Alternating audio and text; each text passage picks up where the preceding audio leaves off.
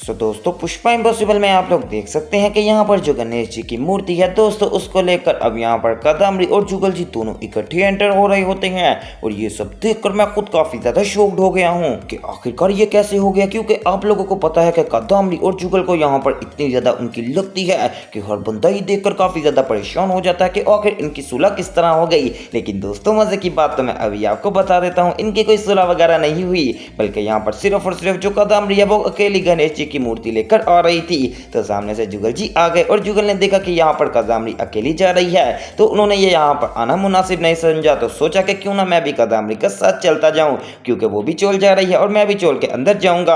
अब दोस्तों यहाँ पर जो हंसमुख है वो देखकर कहता है कि लगता कादम्बरी जी और जुगल की यहाँ पर आपस में सुलह हो गई है। तो दोस्तों जुगल कहते हैं कि ये हंसमुख देख क्या रहा है, जल्दी से प्रार्थना के लिए आ जाओ, हम गणेश जी की मूर्ति ले आए हैं। अब दोस्तों यहाँ पर पुष्पा भी काफी ज्यादा हैरान तो हो जाती है, लेकिन वो कुछ भी नहीं बोलती और कहती है कि जुगल जल्दी से जाकर वो मूर्ति को सामने रख दो और हम सब आ रहे हैं प्रार्थना के लिए, क्योंकि जाहिर सी बात है कि जब भी यहाँ पर गणेश जी की प्रार्थना आती है तो हम सब यहाँ पर मिलकर प्रार्थना करते हैं। अब दोस्तों यहाँ पर पुष्पा भी बाहर आ जाती है, लेकिन मन में सिर्फ और सिर्फ एक ही ख्याल होता है कि क्या सच में यहाँ पर जुगल ने कादम्बरी को माफ कर दिया या फिर नहीं, क्योंकि दोस्तों आपको भी पता है कि पुष्पा यहाँ पर तहे दिल से चाहती है कि सच में जुगल माफ कर दे कादम्बरी को, लेकिन ऐसा करना यहाँ पर इम्पॉसिबल सा लगता है मुझे, क्योंकि जाहिर सी बात है कि जो कादम्बरी हरकतें करती है और वैसे भी जो इतना बड़ा झूठ यहाँ पर अब वो बोलेगी जो बच्चे का, और यहाँ पर किसी के ऊपर इल्जाम भी लगाएगी कि मेरा बच्चा किसी ने जाया करवा दिया है। अब दोस्तों यहाँ पर प्रार्थना शुरू कर दी जाती है और यहाँ पर जो जुगल है वो गणेश जी की मूर्ति रख भी देने वाले हैं।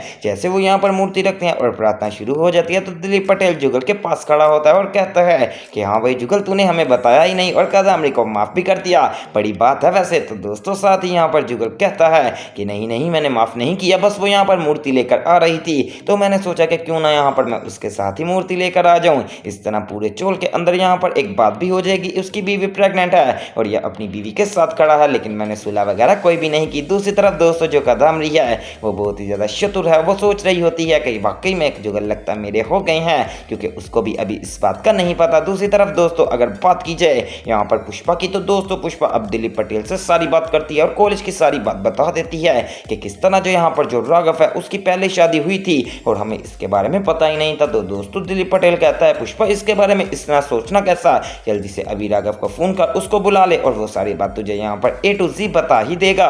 बात तो वैसे दिलीप पटेल की बहुत ही ज्यादा बढ़िया है कि अगर यहाँ पर राघव से ही पुष्पा मिलने जाकर तो सारा का सारा दूध का दूध और पानी का पानी हो जाएगा। तो दोस्तों अब पुष्पा यहाँ पर राघव को फोन करने वाली है और फोन करके कहती है हाँ भाई राघव मैं तुमसे थोड़ी देर के लिए मिलना चाहती हूँ। तो दोस्तों राघव कहता है पुष्पा जी मेरे पास टाइम नहीं है, आप मेरा यहाँ पर टाइम जाया मत कीजिए। तो दोस्तों पुष्पा कहते हैं सिर्फ थोड़ी देर के लिए 5 से 10 मिनट, इसके बाद जो भी काम होएगा तो वहां पर चले जाना। अब दोस्तों यहाँ पर पुष्पा राघव के साथ मिलने वाली है और जैसे ही मिलती है तो राघव कहता है पुष्पा जी आगे क्या यहाँ पर दुख आपने कम दिया है जो कि दोबारा बुला लिया है, आपकी मेहरबानी है कि जल्दी से अपनी बात खत्म कीजिए और यहाँ से चली जाइए। तो दोस्तों पुष्पा कहते हैं कि मुझे एक बात बताओ, क्या अब तुम्हारे जो माता पिता हैं वो यहाँ पर कोयल को कभी भी माफ नहीं करेंगे और उसको गाँव भेज देंगे? तो दोस्तों राघव कहता है जी हाँ पुष्पा जी, क्योंकि मैं उनसे छुप कर यहाँ पर कोयल को पढ़वा रहा था और हमने तो घर में ये भी नहीं बताया था कि हम कॉलेज में जाते हैं। अब दोस्तों पुष्पा कहती है कि अगर ऐसा ही बात है तो मुझे कहो, मैं तुम्हारे माता पिता से बात कर लेती हूँ और उनको बता दूंगी कि यहाँ पर मेरी सारी गलती है। तो दोस्तों राघव कहता है पुष्पा जी छोड़ें बात को, सारी गलती ये है कि अगर मेरे माता पिता यहाँ पर ना आते तो काम बहुत ही ज्यादा बढ़िया हो जाता। हालांकि मैंने उनको गाड़ी करवा कर दी भी थी अपने दोस्त की कि वो सीधा यहाँ पर एयरपोर्ट से घर चले जाए, पता नहीं उनको कौन यहाँ पर लेकर आ गया है। अब दोस्तों हो गया है यहाँ पर कहानी का खुलासा और पुष्पा कहती है कि क्या मतलब, तुम्हारे कहने का मतलब क्या है कि तुम्हारे माता पिता को तुमने नहीं बुलाया था? तो दोस्तों राघव कहता है पुष्पा जी क्या मैं इतना बेवकूफ लगता हूँ आपको कि जानबूझकर अपनी पत्नी को फंसाऊंगा और अपना हंसता खासा यहाँ पर अच्छे तरीके से घर सारा उजाड़ लूंगा? मैं ऐसा नहीं हूँ, पता नहीं ये काम किसने किया है। अब दोस्तों पुष्पा कहती है कि इसका मतलब ये है कि जो कि यहाँ पर तुम्हारे माँ बाप को बुलाने के लिए पीछे है वो मेन बंदा है और हमें उस बंदे को पकड़ना ही पड़ेगा। लो दोस्तों आ ही गई है बाड़ी नैना की। कितनी बार यहाँ पर नैना गलत बातें करती ही जाती है और फंसती ही नहीं थी, लेकिन इस बार मेकर्स ने बहुत ही ज्यादा अच्छा काम किया कि अब नैना को फंसाने पर तुले हुए हैं। दूसरी तरफ दोस्तों यहाँ पर प्रार्थना भी शुरू हो जाने वाली है और पूरे चोल के अंदर एक अच्छा सा माहौल हो जाता है। वेल दोस्तों आपको भी अभी यही लग रहा होगा ना कि जुगल जी और कादम्बरी की कहीं शादी तो नहीं दोबारा से होगी? जी हाँ दोस्तों बिल्कुल ऐसा ही होने वाला है। दरअसल यहाँ पर जो पुष्पा है उसने कहा है पंडित जी से कि जब आप यहाँ पर प्रार्थना करवा लेंगे तो उसके बाद मैंने आपसे एक जरूरी बात भी करनी है। तो दोस्तों जैसे ही प्रार्थना मुकम्मल होती है तो पुष्पा कहती है कि जुगल और यहाँ पर जो कादम्बरी है उनकी दोबारा दोबारा से एक दफ़ा यहाँ पर 7 फेरे ले लिए जाएं और उनकी एक मरतबा दोबारा से ज़ाती तौर पर शादी करवा दी जाए ताकि दोनों को दोबारा से एक अच्छी लाइफ गुजारने का मौका मिले। वेल दोस्तों, आपको ये आइडिया पुष्पा का कैसा लगा कि दोबारा से शादी करवाने वाला? हालांकि ये बात बिल्कुल भी ठीक नहीं है,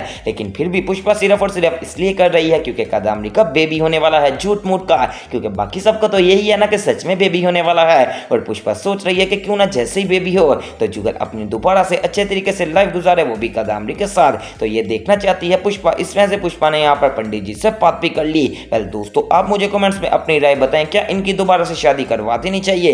लेकिन अगर मैं आपको अपने यहाँ पर राय बताऊं तो 100% कंफर्म है कि पुष्पा इनका रिश्ता जोड़ने की तरफ जाएगी। लेकिन जब सबके सामने सारी सच्चाई आएगी तो फिर कादम्बरी क्या करेगी? वेल दोस्तों, मैं आपको तब से यही बात कह रहा हूँ कि अब कादम्बरी का अगला प्लान पुष्पा को फंसाने का है। वो अपने आप को गिरा लेगी और सबको कहेगी कि पुष्पा ने मुझे धक्का दिया और मेरे पेट में जो बच्चा है वो जाया हो गया है।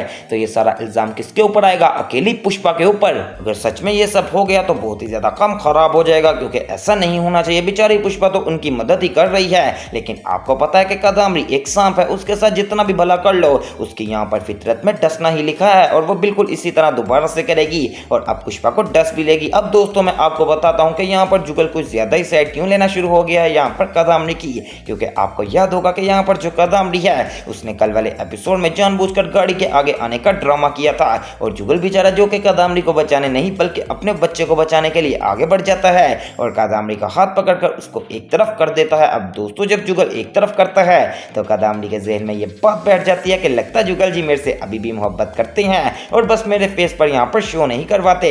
अब दोस्तों, कादम्बरी के दिल में वहीं से मोहब्बत बढ़ गई है और वो तो अपना फ्यूचर ही देखना शुरू हो गई है। लेकिन कितनी ज़्यादा बेवकूफ़ है, ये बात नहीं सोच रही कि मैंने जो इतना ज़्यादा यहाँ पर झूठ बोला हुआ है अपने बच्चे के बारे में, अगर ये किसी को पता चल गया तो मेरा क्या हाल होगा।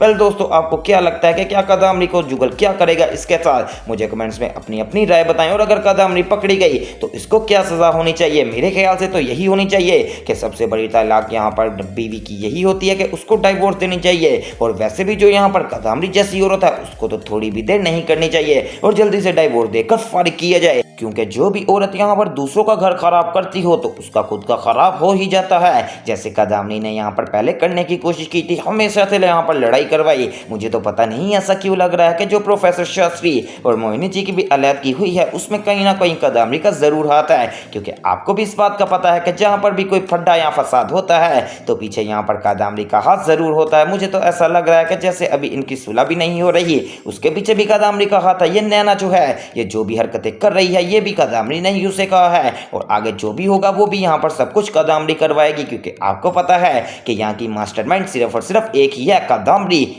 दोस्तों, इस तरह की मज़ीद अपडेट्स के लिए मेरे चैनल स्पाइसी एंटरटेनमेंट को सब्सक्राइब करें।